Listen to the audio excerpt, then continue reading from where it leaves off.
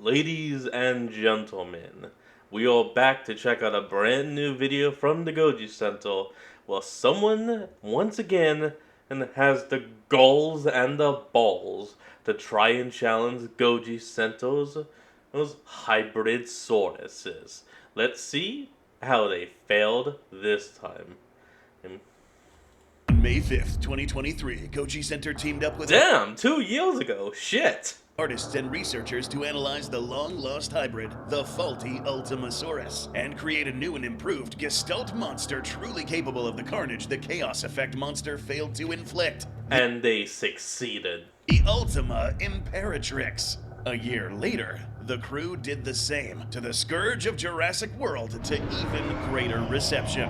Oh And yeah. then for some reason, the internet collectively decided to kill it. The first attempt was wow. struck by YouTuber Goji Guy with his horrific hellbeast Hank. After Oh yep. And then this was the first one that showed up. Its jaw was so powerful it snapped itself after one bite. fending off that challenge, the 2.0 found itself confronted by a slew of foes that came out of the woodwork. Most were sensible beasts we could see showing up in the Jurassic franchise and apt combatants. Others, however, found themselves in the Hall of Shame. But sharp-eyed Oh, yeah, viewers look at no this. doubt noticed something missing. An empty spot in this exhibit reserved to the absolute worst of them all. But whose ass cheeks will finally make contact with the dreaded throne in the Hall of Shame? Who will sit atop the worst of the worst? Today on Goji Center, we will showcase a well-known challenger to the 2.0, one who was portrayed as an impossible beast, part man, part kaiju, the uncanny primate king straight out of Dangerville, the Primatus Rex. Or is that Whoa. Primatus Rex? Oh, jeez, I don't know. So, to stand Also, I saw that. It said wreck. up to the threat of the king of primates, the pseudo-named Indom 2.0 will have to be modified into nothing. Yeah, you already know this song and dance already. We could have tweaked and revised our favorite attack animal to stand up to a shrunken actual kaiju, but you'll find that this won't be necessary. And while Let's we take a will be look. dragging Primatus from its fantasy world into our own grounded universe for some harsh evaluations, we'll play nice and are not going to take away Oh, look at its back. It's got like its muscles exposed. any of its Damn. questionable abilities. Well, that brain It'll still now, be I the can't same tell. psychic, force field making, physics busting murder monkey it always was. Soon you'll realize that challenging the 2.0 will introduce you to a very unforgiving entity, reality. Primatus Rex might be a horrifying monster of the mind, but nature is far more ruthless than any thought ever conceived by anyone. That is true. What does the primate bring to the table? Some decently good assets. A large, robust jaw with fangs for piercing and numerous other sharp teeth for ripping and crunching like Tyrannosaurus. Multi-ton arms to both act as bludgeons, grasp, and slash. A long tail Pretty tipped with good. spikes like a Stegosaurus thagomizer that can bash and stab, and with a towering upright stance of 25 feet tall, Primatus certainly can be big enough to make it plenty lethal. That If is the 2.0 tall. left itself wide open to a grapple and crush against such a creature, it could be curtains for the hybrid.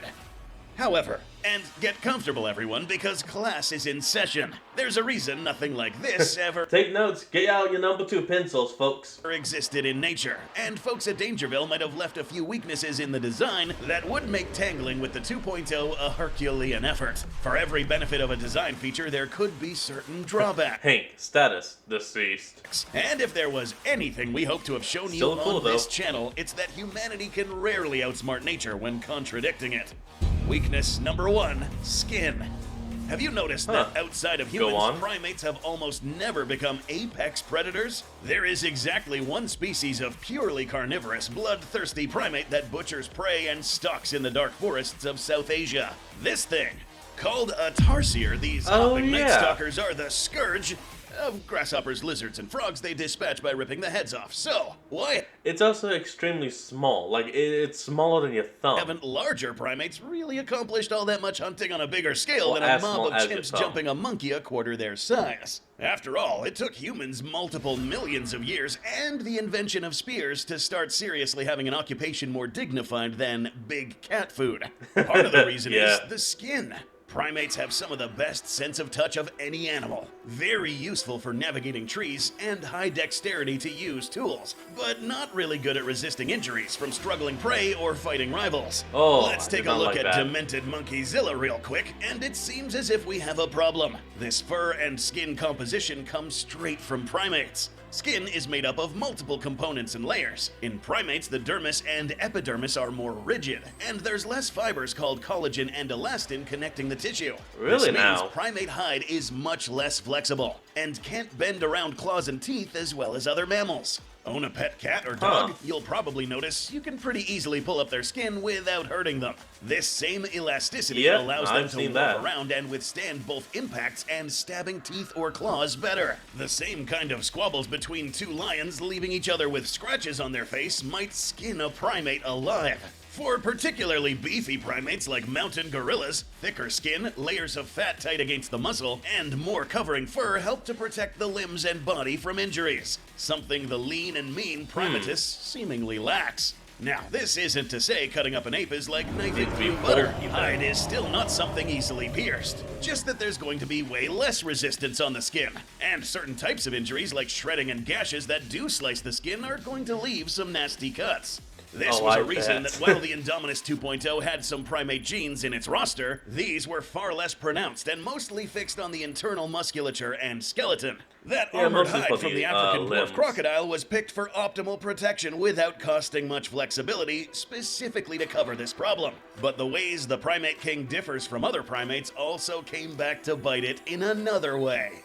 Weakness number 2, stance. Yeah, many of you probably saw this one coming from a mile away. There's a pretty good reason no biped ever looked at all much like Primatus rex. What works for a kaiju may not work for a normal animal. Mixing and matching the traits of a dinosaur and a primate in this fashion took away from the best of both worlds. Let's quickly recap how both of these move around. I'm sorry. Why were the raptors just standing on the Indom 2's head like that? Bipedal primates like gibbons and humans are able to walk upright, giving them the ability to quickly turn around and change direction because there is no tail in the way. The hips are wide and short, keeping the upper body directly above the center of gravity at the pelvis and stomach. Walking on the whole foot is called a plantigrade stance, giving us and gibbons better stability because the heel is touching the ground to act as a backstop and pivot. This is why even apes like chimps and gorillas, who usually knuckle walk on all fours, will be stable while running and fight in bipedal stance. I'm sorry, but if you see that, you have to laugh. Like, look at that. I'm sorry, I know that thing could kill us without even a moment of weakness. It's just funny to see, though, because of the build. Can do this much better than tailed monkeys that have their center of gravity shifted around. Seems like Primatus is already racking up some issues. But what else does the Monkey King resemble? Theropods. Let's take a quick minute to study those. Theropods were obligate bipeds that had everything virtually the other way around. The hip was very narrow but long. This gave these animals enough space for the light muscles to attach at an angle that kept the body parallel to the ground, with muscles that attach the legs and tail helping them maintain balance and increase stamina. Walking in a digitigrade stance with the heels raised off the ground.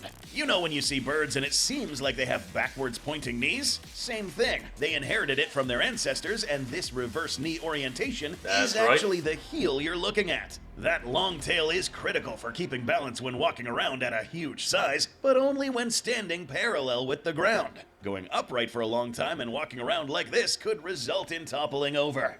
Demonic Barney is seemingly trying to have both stances.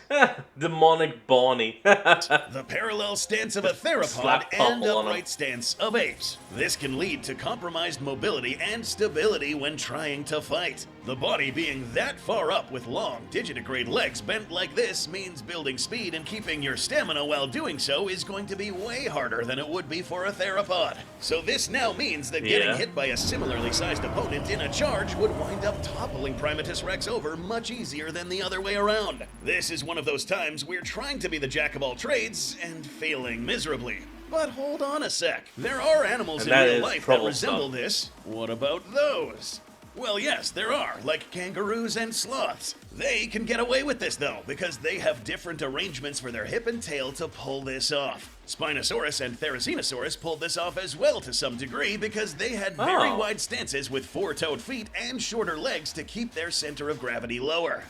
Primatus is functional, but most definitely not optimal. When it comes to changing direction quicker, sprinting long distances, or even keeping its footing when clashing against similarly sized animals, it will be a lot harder than it seems. And this without mentioning how top-heavy this thing is. Huge arms and a massive skull adding weight above the balance point near the lean gut will bring some issue. Yeah, we need to be doing like a gorilla run, like all limbs on the ground. A quick fix for this would have been planting its hands or knuckles on the ground like Peter Jackson's King Kong. Yeah, exactly. That doesn't seem to be the default posture. Tackling the 2.0 might wind up bowling over Primatus Rex in a tackle, dragging it down and using that towering height against it. In the video featuring Primatus Rex and him bullying the original Indominus Rex, there seems to be no mention of one special weapon the 2.0 possesses. No, this isn't the sharpened metal pole the internet seems to bring up every time, stick. which would now, by the way, prove troublesome to an unstable front-heavy Primatus. We are talking about Venom. If there is any animal amongst the 2.0's carefully selected contributors that has been consistently underestimated time and again, it's the MVP, short-tailed shrew. This animal caught a lot of people off guard when this seemingly wannabe rodent had a surprising skill for carnage. Yeah, You're lucky they're so small. It and fellow contributor, the dwarf crocodile, were essential in rescuing the 2.0 from what could have been fatal blood poisoning when it squared up against Hank. Today, the 2.0's toxins are here to teach Dangerville a lesson. Well, I remember now. Weakness number 3, venom. Usually, for large animals, venom is not necessarily something you have to worry about. Venom, after all, works by injecting the toxins into the bloodstream. As they say, the dose makes the poison. The more venom there is in relation to the volume of blood in the animal, the greater the chance the venom can do its job. This is why the amount of venom that could kill a mouse within moments might make a horse dizzy and barely even register to an elephant. The murder monkey showcased in Dangerville's video that bullies the Indom also, in that it's in a different size class, but nowhere big enough to snuff off the effects of the 2.0's venom, and the amount applied. Let's take a look at what would happen when the 2.0 manages to take a bite off the now unstable abomination. But hold up. We really need to address this, especially since every ability in the hybrid should be backed up by some genetic contributor. In Dangerville's video, it was mentioned that this thing has a bolstered immune system, but no mention of what exactly contributed to it. Even Hank had most of its abilities backed up by animals. But let's pretend and give Primatus a free pass that it does somehow have this said improved immune system. Well, it might go a bit better if it was fighting a venomous snake, but it's fighting the 2.0 with the venom application method of the shrew, which is very different. Unlike snakes, who are very careful with the limited stamina they have for bursts of action, shrews are about as hyperactive and voracious as an animal can get, continuously biting and thrashing, and the venomous saliva makes this all worse. Continuous doses of venom. And plus, technically, the immune system isn't what really fights the venom or anything like that. It'd be the liver and kidneys. To the bloodstream isn't something the body will take lightly. Say this immune system does manage to fend off the first dose, it might start having issues with the second, third, fourth, and so on.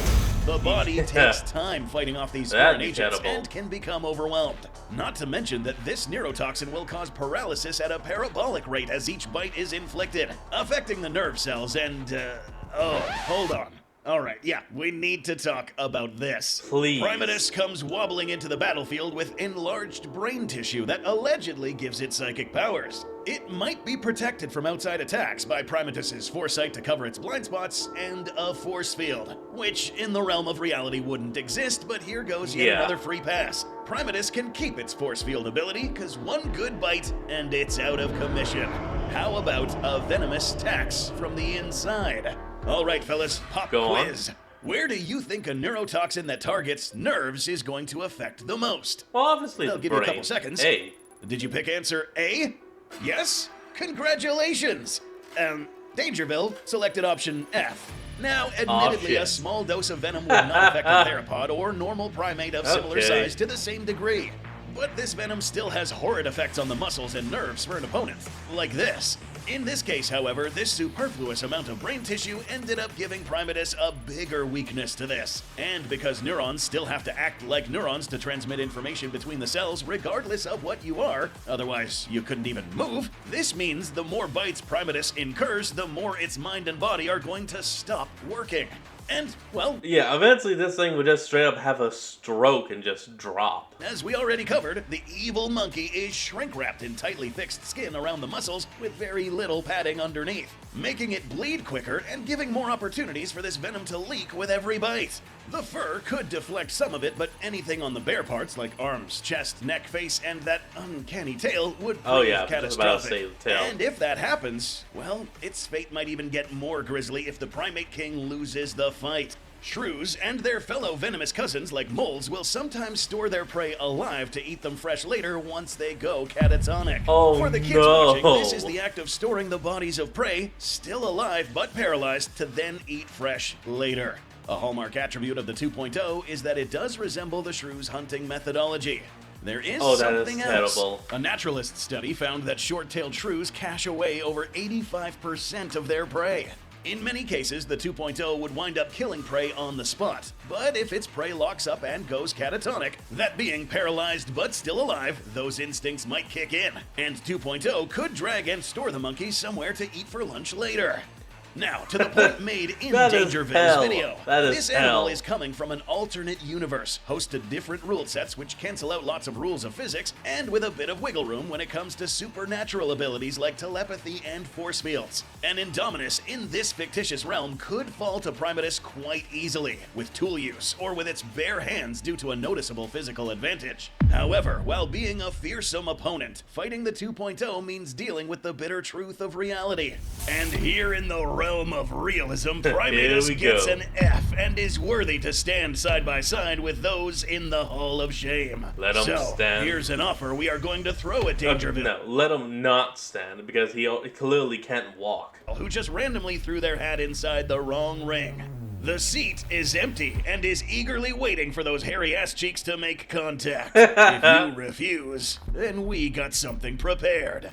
Dangerville themselves challenged us to upgrade our combatants, so fine. You want to play this game, then we'll be happy to oblige. Goji Center will now play by the rule sets of Terracosm, and Primates is now given a choice: embrace shame or face death. Oh, I've seen... Okay, no, I've seen this clip before, but I didn't know what it was. They straight up toned the logo into a kaiju. Holy yes. Oh, I cannot wait to see what this carries on. Alright everyone, that's going to be the end of today's video. Remember to like, comment, subscribe for more. Link to the original will be in the description below. And I'll see all of y'all next time when we flick back on to continue this fight. Till then everyone, and I'll see all of y'all next time. This is Fox, signing out. Peace.